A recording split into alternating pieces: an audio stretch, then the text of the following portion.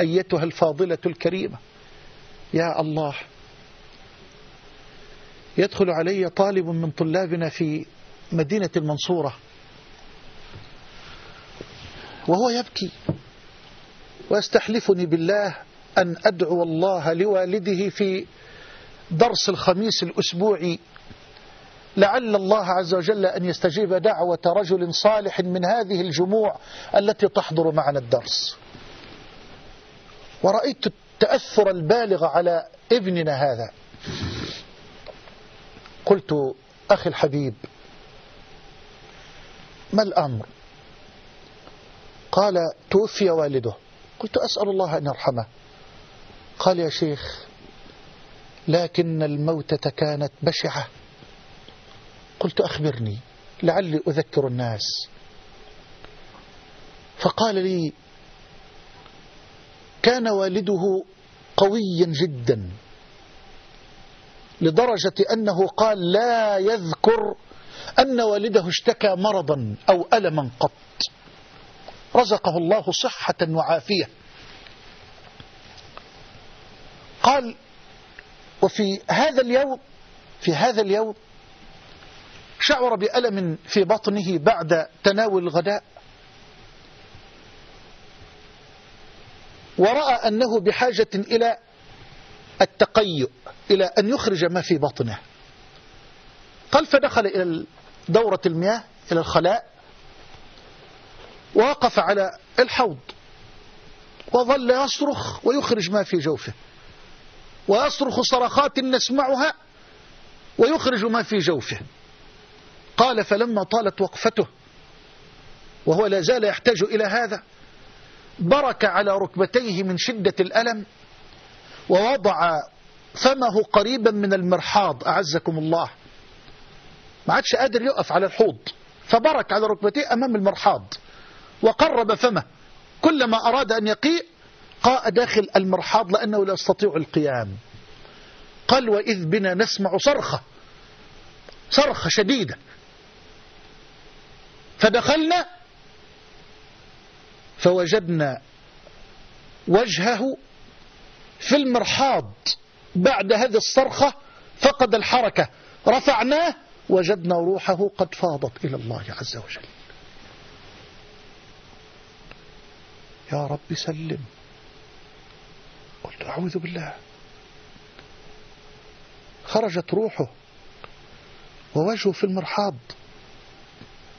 قال: في داخل المرحاض. قلت: أخبرني يا أخي، كيف كان حال الوالد؟ قال وهو يبكي: لم يصلي لله صلاة واحدة. يا الله، أنت لسه مضيع الصلاة، أنت لسه مضيع الصلاة يا أختها، أنت لسه مشغول بالتجارة، أنت لسه مشغول بالمنصب، أنت لسه بتقول لي إنك مشغول، ما أنت هتفضل على طول كده مشغول. لو استسلمت لدوامة العمل وركبت هذه الساقية فلن تستفيق إلا في القبور بين عسكر الموتى.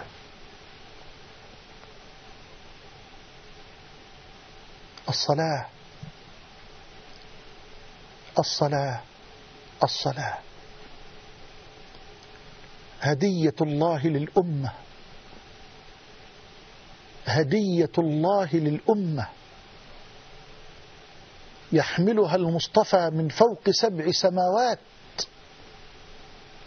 لتكون صلة لأمته برب الأرض والسماوات. الصلاة صلة. آخر وصية له صلى الله عليه وسلم وهو على فراش الموت: الصلاة الصلاة وما ملكت أيمانكم. الصلاة. فبيقول لي: كان لم يصلي والده لله قط. يعني أي بشرية دي يا أخوانا، مش ممكن فيه رجل ينسب إلى الإسلام أو امرأة تنسب إلى الإسلام ويسمع الأذان الصبح الظهر العصر المغرب العشاء ولا يحترق قلبه ولا تتحرك جوارحه ليثبت لربه سبحانه وتعالى وحدانيته، ليثبت أنه وحد الله وأنه عبد لله وأنه فقير إليه، ليطرح قلبه بذل وانكسار بين يدي العزيز الغفار. يجري مشغول، ولو جالس أنثى لقطع الوقت من غير اكتفاء. تأتي للصلاة في فتور وكأنك قد دعيت إلى البلاء، وإن أديتها جاءت بنقص لما قد كان منك من شرك الرياء، وإن تخلو عن الإشراك فيها تدبر للأمور بالارتقاء. ويا ليت التدبر في مباح ولكن في المشقة والشقاء، وإن كنت المصلي يوما بين خلقه أطلت ركوعها بالانحناء، وتعجل خوف تأخير لشغل وكأن الشغل أولى من لقاء. وإن كنت المجالس يوما أنثى قطعت الوقت من غير اكتفاء. أيا عبد لا يساوي الله معك أنثى تناجيه بحب أو صفاء.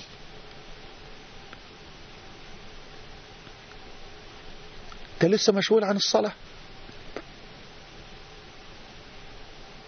أنت لسه مشغولة عن الصلاة يا أختاه. هي الآن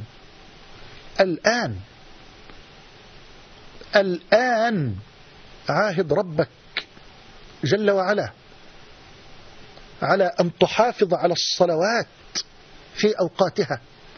وأنت يا أختاه عاهدي ربك على أن تحافظي على الصلوات في أوقاتها. يقول ابننا هذا بأن والده ما صلى لله قط. قلت يا أخي أعلم خطر ترك الصلاة، لكني أسألك بالله أن تسأل والدتك ما الذي كان يفعله والدك. اسأل أمك. قال هذا فقط. قلت لا استحلفتك بالله أن تسأل والدتك وأن تخبرني. قال أفعل. فذهب هذا الابن الكريم وسأل والدته ما الذي كان يفعله والده حتى يختم له بهذه الخاتمة المرعبة الفظيعة. فبكت أمه وقالت له يا بني إن والدك كان يتعامل بين الناس بالربا، كان يخرج 1500. قلت هذه كان يأكل الحرام ويأكل أموال الناس بالباطل، فليأكل من أين؟ من المرحاض. فلتكن هذه الخاتمة. الذين يأكلون الربا لا يقومون إلا كما يقوم الذي يتخبطه الشيطان من المس،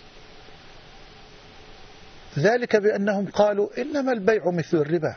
لا أبدا، قال الله وأحل الله البيع وحرم الربا.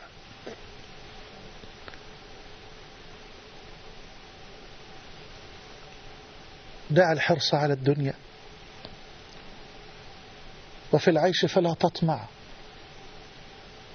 ولا تجمع من الحرام فما تدري لمن تجمع، فإن الرزق مقسوم وسوء الظن لا ينفع، فقير كل من يطمع غني كل من يقنع.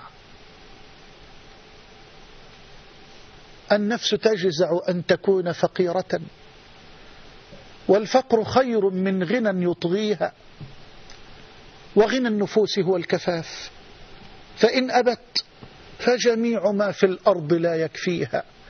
هي القناعة فالزمها تكن ملكا، هي القناعة فالزمها تكن ملكا، لو لم تكن لك إلا راحة الدنيا. وانظر لمن ملك الدنيا بأجمعها، هل راح منها بغير الطيب والكفن؟